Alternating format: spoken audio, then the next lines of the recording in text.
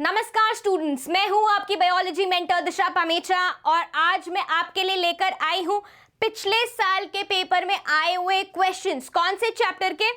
शरीर द्रव तथा परिसंचरण से, मतलब बॉडी फ्लूइड्स एंड सर्कुलेशन से। जी हाँ, वही हार्ट वाला डायग्राम याद आ रहा है, उसी वाले चैप्टर से आज हम क्वेश्चंस करने वाले हैं। तो उम्मीद करके आई हूं कि जितना मैंने आपको पढ़ाया है वो सब आपको याद होगा और उसी सारे ज्ञान से आज हम सारे प्रश्न सवाल करने वाले हैं। ठीक है, चलिए आइए।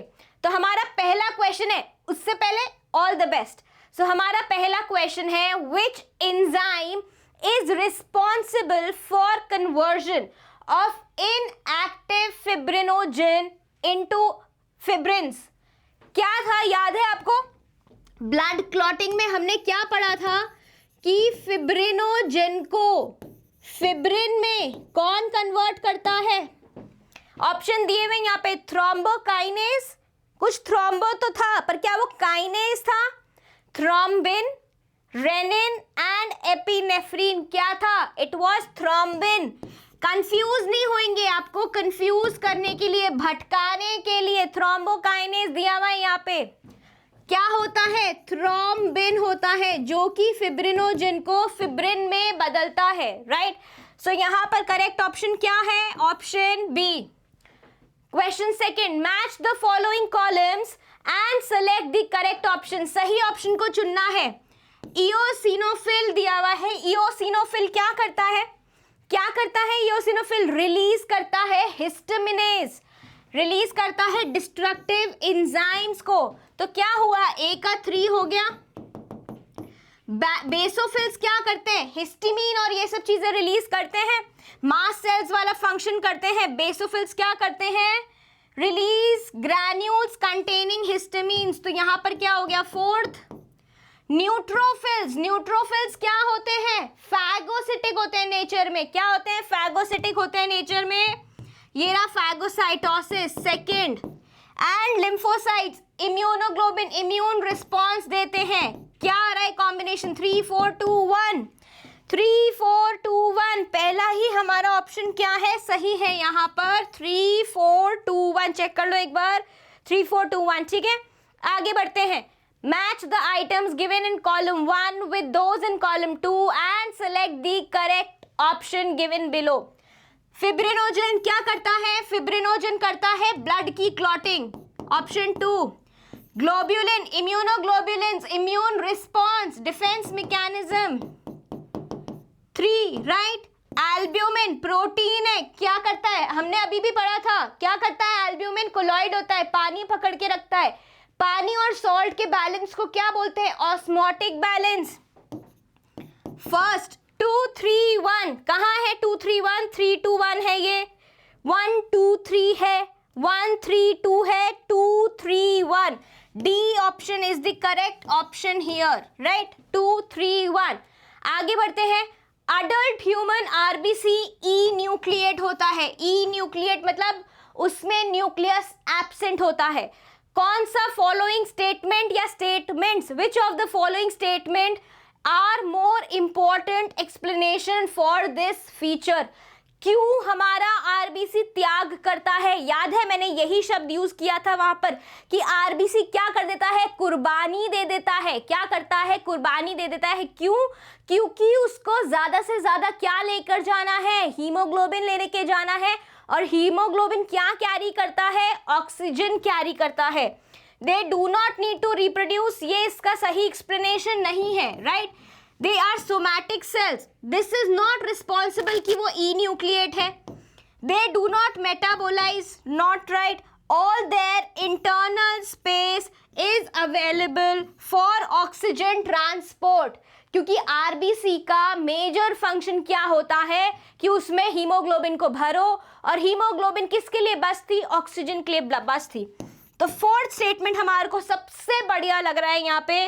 ओनली 1 ऑप्शन गलत, 1 3 4 ऑप्शन गलत, 2 and 3 ऑप्शन गलत, ओनली 4। क्या हुआ यहाँ पर? सही option D. Name the blood cells whose reduction in number can cause clotting disorder leading to excessive loss of blood from the body. कौन से सेल्स के कमी आने, कौन से ब्लड सेल्स में कमी आने की वजह से क्लॉटिंग डिसऑर्डर होगा, मतलब खून जमेगा नहीं। कौन से सेल्स की कमी आने से खून जमना बंद हो जाएगा या जमना कम हो जाएगा, और उसकी वजह से एक्सेसिव लॉस हो जाएगा ब्लड का, खून की कमी हो जाएगी, क्योंकि लगने की वजह से क्या हो रहा है, ब्लड लॉस हो रहा है।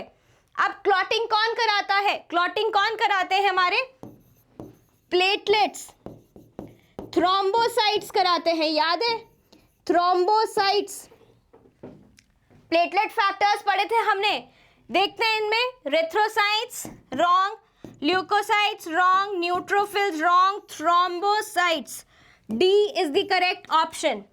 Serum differs from blood in, जब क्या करते हैं हम, ये हमारे लैबोरेटरीज में होता है, ब्लड को क्या रखते हैं, स्थिर रख देते हैं, स्टैंडिंग ब्लड रखते हैं, क्या करते हैं, थोड़े टाइम उसको स्टैंडिंग रखते हैं, क्या होता है, नीचे आरबीसी जमा हो जाते हैं, क्या हो जाते हैं, आरबीसी जमा हो जाते हैं, फिर क्या होता है, एक बफी सा कोट होता है, और ऊपर क्या होता है, सीरम होता है, क्या होता है, सीरम होता है। तो सीरम को मैंने आपको कहा था, क्या सीरम आगे क्लॉट करेगा, सीरम क्लॉट नहीं कर सकता, क्योंकि उसमें क्या नहीं होते, क्लॉटिंग फैक्टर्स नहीं होते, वो सारे क्लॉटिंग फैक्टर्स नीचे सेटल हो चुके हैं आरबीसी के साथ में। तो सीरम में क्या नहीं होता, सीरम में नहीं होते क्लॉटिंग फैक्टर्स, राइट। सो क्या है सीरम, ब्लड से कैसे डिफर कर रहा है, सीरम में क्या नहीं है, क्लॉटिंग फैक्टर नहीं है। सो इधर का ऑप्शन क्या है सही, सी। इरेथ्रोपोएसिस, क्या होता है इरेथ्रोपोएसिस, ब्लड फॉर्मेशन, ब्लड का सिंथेसिस, फॉर्मेशन नहीं बोलेंगे, ब्लड सिंथेसिस क्या होता है, ब्लड सिंथेसिस होता है इरेथ्रोपोएसिस, मतलब खून का बनना। कहाँ होता है, इरेथ्रोपोएटिन नाम का एक हार्मोन, इरेथ्रोपोएटिन नाम का एक हार्मोन कहाँ सिक्रीट हुआ था, किडनी में सिक्रीट हुआ था, और इस इरेथ्रोपोएटिन ने कहाँ एक्शन किया था, किसको जाके उंगली करी थी, किसको जाके बोला था, किसको जाके बोला था, किसको जाके बोला था, रेड बोन मैरो को जाके बोला था कि भाई तुम क्या चालू करो, ब्लड फॉर्मेशन चालू करो। Spleen is the wrong option here, red bone marrow is the right option, B is the correct option here. Person with blood group A B, एक पर्सन का ब्लड ग्रुप है A B, is considered as universal recipient, universal recipient मतलब वो सबको दे सकता है, क्यों, because he has, क्योंकि उसमें क्या नहीं होता, यूनिवर्सल रेसिपिएंट है, मतलब वो person with blood group A B is considered as universal recipient, मतलब ए बी ब्लड ग्रुप वाले लोग क्या हो सकते हैं कि खून मेरे पास आने दो, मेरे को किसी से भी खून चलेगा, राइट, तो चलेगा। ऐसा क्यों होता है, क्योंकि उसके पास क्या नहीं होती, उसके पास antibody, anti A antibody, and क्या नहीं होता, एंटी बी एंटीबॉडी नहीं होता, क्योंकि उसके पास क्या होते हैं, उसके पास तो दोनों ही एंटीजेंस होते हैं, उसके पास तो दोनों ही एंटीजेंस होते हैं, so both A and B antigens on RBC but no antibodies, this is the wrong option, both A and B antibodies in the plasma, right, no antigen on RBC and no antibody, no antibody तो होती नहीं है, anti A antibody होता है, anti B antibody होता है, both A and B antigens in the plasma but no antibodies. Plasma में होते हैं क्या एंटीजेंस, रॉन्ग, आरबीसी पे होते हैं एंटीजेंस, राइट, ये भी रॉन्ग है। करेक्ट ऑप्शन क्या है यहाँ पे, ऑप्शन बी है। Which one of the following human organ is often called the graveyard?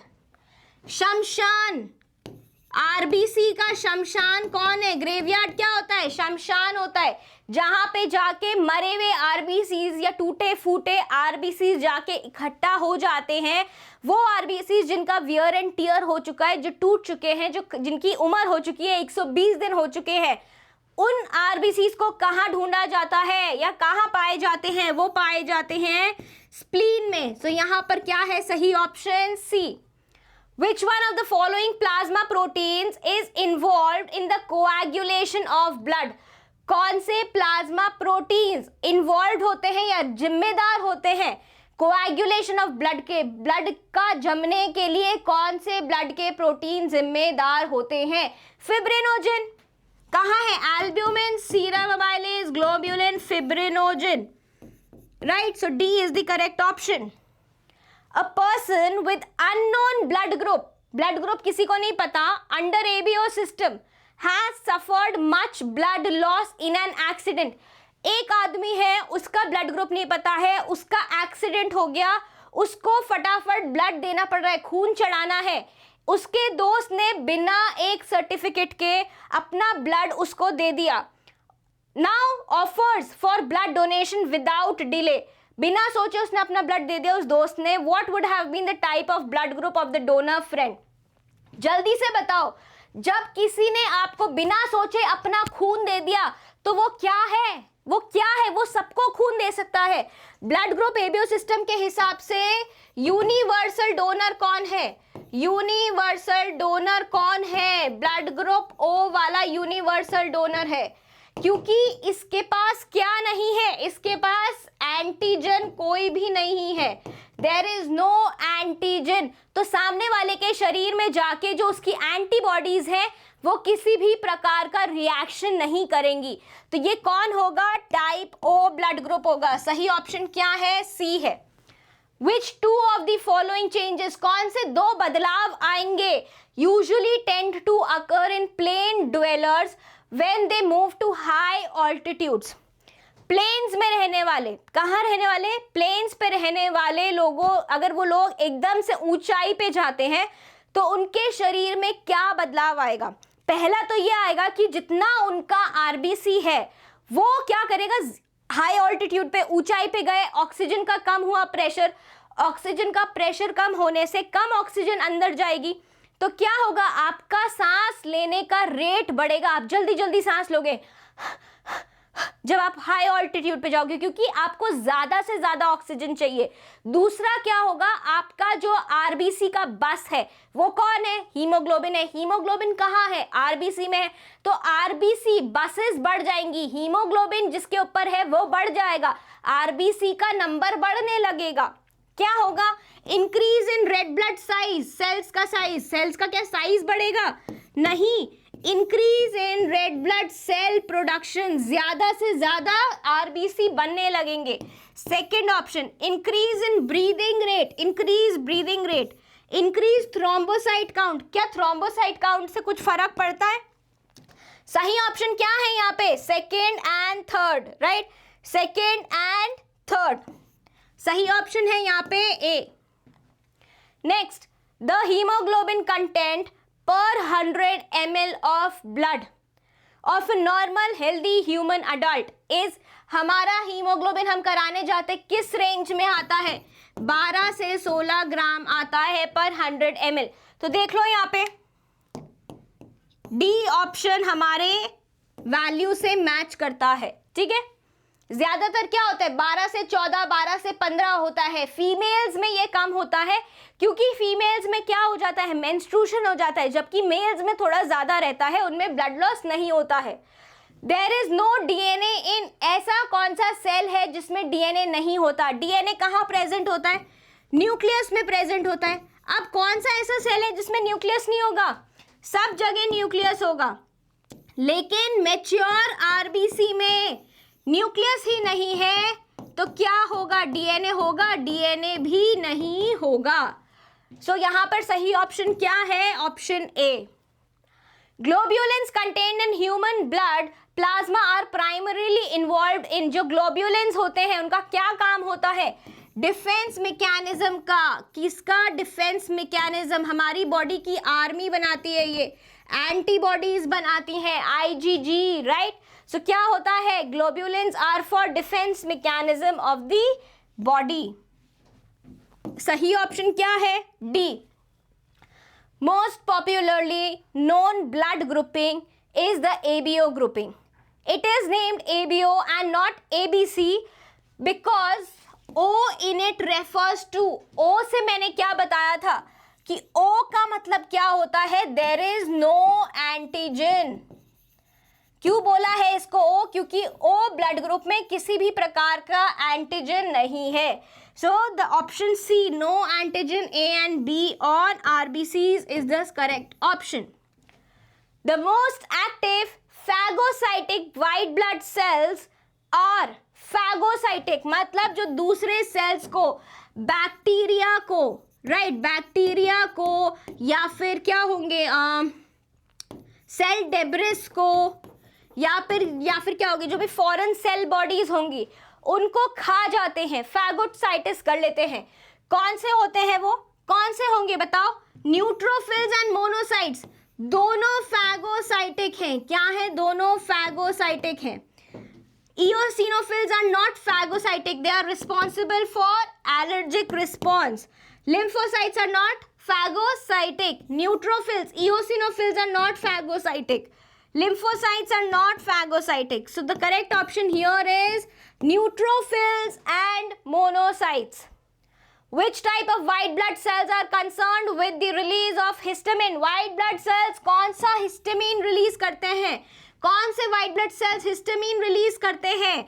And the natural anticoagulant heparin, basophils. Basophils क्या होते हैं? हमारे mast cells होते हैं, right? So basophils, D is the option जो हमारा histamine और heparin release करते हैं. सही option क्या है? D है. Drop of each of the following is placed separately on 4 slides. 4 अलग अलग द्रव्यों की बूंदें रखी गई है. Which of them will not coagulate? कौन सा coagulate नहीं करेगा, कौन सा जमेगा नहीं, जिसमें क्या नहीं होंगे, जिसमें फिब्रिनोजन नहीं होंगे? ब्लड सीरम, पहला ऑप्शन ही हमारा सही है, क्योंकि थोरैसिक डक्ट में से अगर हम क्या लेंगे, लिम्फेटिक सिस्टम लेंगे, ये भी जम जाएगा, क्योंकि इसमें क्या होंगे, ब्लड क्लॉटिंग फैक्टर्स होंगे. Whole blood from pulmonary vein, blood clotting factors. Blood plasma, blood clotting factors. तो क्या है? Blood serum. सीरम में क्या होगा? सीरम जो ऊपर वाला है वो अगर जम निकल गया, अलग हो गया खून से, नीचे आरबीसी और डब्ल्यूबीसी बैठ गए, तो क्या होगा? सीरम आगे जमेगा नहीं, क्योंकि उसमें फिब्रिनोजन नहीं है. सो कौन नहीं जमेगा? Will not coagulate, that is blood serum. Option A is correct. Compare to blood or lymph has, blood में को अगर कंपेयर करते हैं लिम्फ से, तो हमारे लिम्फ में क्या है? हमारे लिम्फ में क्या है? देखिए, प्लाज्मा विदाउट प्रोटीन्स, मोर डब्ल्यूबीसीज एंड नो आरबीसीज. लिम्फ कैसा है? वाइट पेल कलर का है. इसमें क्या नहीं है? No RBCs. और ज्यादा क्या है? डब्ल्यूबीसी ज्यादा है. सो क्या होगा? मोर आरबीसीज होंगे. गलत.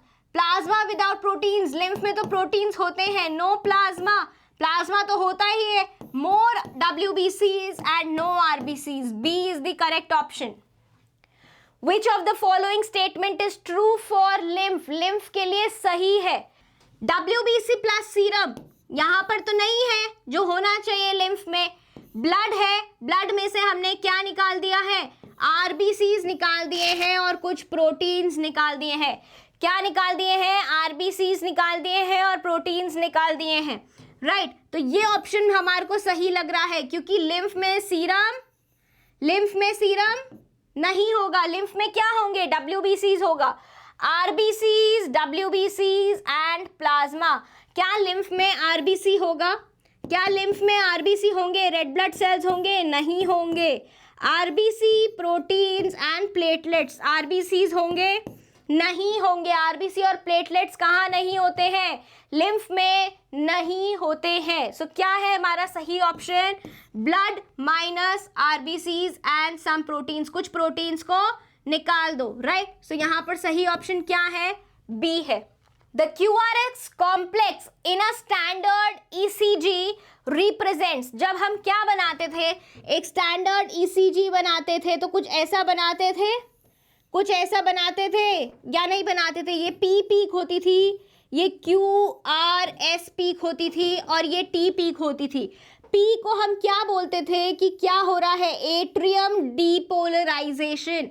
एट्रियम डीपोलराइजेशन होने के बाद में क्या होता था? Ventricle depolarisation.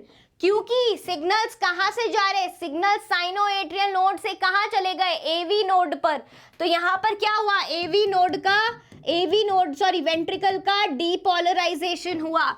सो देखो डीपोलराइजेशन ऑफ वेंट्रिकल्स कहां है, क्यूआरएस के बारे में पूछा है। रीपोलराइजेशन ऑफ ऑरिकल्स नहीं, डीपोलराइजेशन ऑफ ऑरिकल्स तो किस में होगा, पी में होगा। Depolarisation of ventricles, C is the correct option, right. Repolarisation of ventricles किस में होगा, टी में होगा।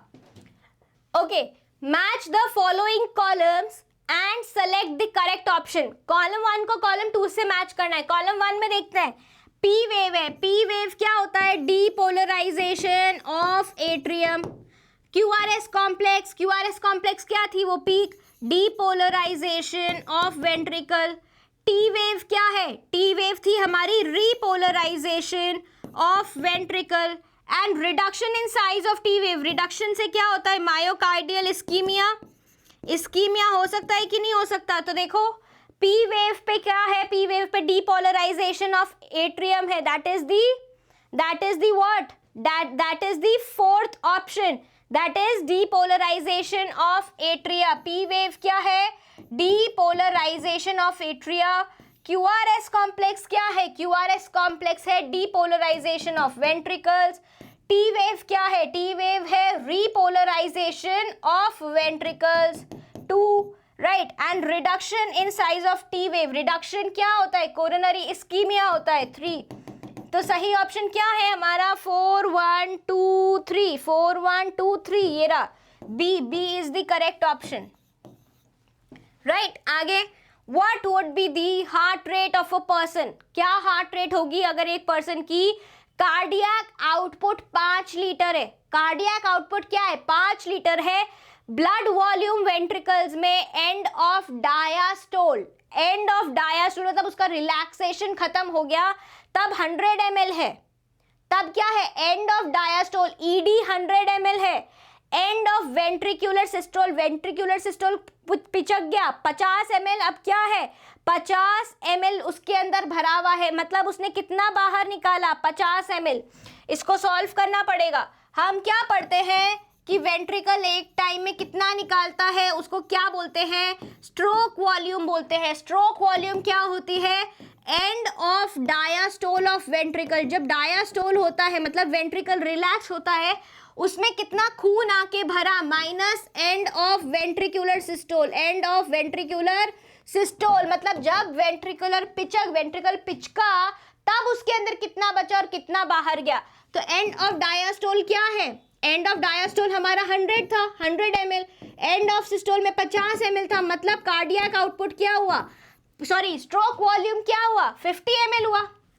कार्डियक आउटपुट क्या होता है, कार्डियक आउटपुट होता है 1 मिनट में जितनी आपकी क्या चल रही है, हार्ट बीट चल रही है, जितनी आपकी हार्ट रेट है, जो हार्ट रेट है मल्टीप्लाइड बाय स्ट्रोक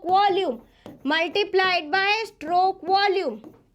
अब हमारा कार्डियक आउटपुट यहाँ क्या दे रखा है, कार्डियक आउटपुट दे रखा है 5 लीटर। कार्डियक आउटपुट क्या दे रखा है, 5 लीटर दे रखा है, मतलब 5000 ml। यहाँ पे सारी कैलकुलेशन कौन से यूनिट में हो रही है, ml में।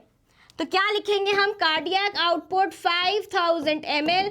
हार्ट रेट हमें निकालनी है, उसको x मान लेते हैं। स्ट्रोक वॉल्यूम 50 ml हमारे पास आ गई, तो x कैसे हो जाएगा, ये चीज यहाँ आ जाएगी, भाग हो जाएगा 5000 का 50 से भाग हो जाएगा, क्या हो जाएगा 5000 का 50 से भाग हो जाएगा, ठीक है। तो जब 5000 का भाग करेंगे 50 से तो क्या आएगा 100। हार्ट रेट कितनी है 100 बीट्स पर मिनट, 100 बीट्स पर मिनट। आया समझ कैसे निकाला हमने, वो फॉर्मूला जो गणित पढ़ाई थी मैंने आपको, वो आपको याद करनी है पूरी, ठीक है, याद करके आएंगे, राइट। ओके, नेक्स्ट क्वेश्चन क्या है हमारा, लास्ट क्वेश्चन है हमारा, match the following columns and select the correct option. क्या है, जो फॉलोइंग कॉलम्स है उनको देखेंगे और उनका करेक्ट ऑप्शन चूज करेंगे। ट्राइकस्पिड वाल्व कहाँ होता है, ट्राई मतलब 3 मतलब बड़ा side, right atrium right ventricle के बीच में। Between right atrium and right ventricle, मतलब थर्ड। बाइकस्पिड वाल्व, दो है मतलब left, between left atrium and left ventricle मतलब फर्स्ट। सेमी ल्यूनर वाल्व बचा option 2, between right ventricle and pulmonary artery. 3-1-2, 3-1-2, right. Correct option क्या है? ए। सो नाउ हमारा इसके साथ में प्रीवियस ईयर क्वेश्चंस का पहला पार्ट ओवर हुआ। अगली क्लास में मैं आपके लिए थोड़े से क्वेश्चंस और लेकर आऊंगी, अच्छे से तैयारी करके आइएगा। अगर यहाँ परफॉर्मेंस इस कक्षा में अच्छा नहीं गया, राइट, उम्मीद तक नहीं गया, तो कोई बात नहीं, चिंता की जरूरत नहीं है, अगला चांस हमारे पास है। लेकिन लाइफ में हमेशा दूसरा चांस नहीं मिलता है, तो जोर शोर से तैयारी करके हम मिलेंगे अगली कक्षा में दूसरे प्रीवियस ईयर क्वेश्चंस के साथ में। तब तक के लिए बाय बाय।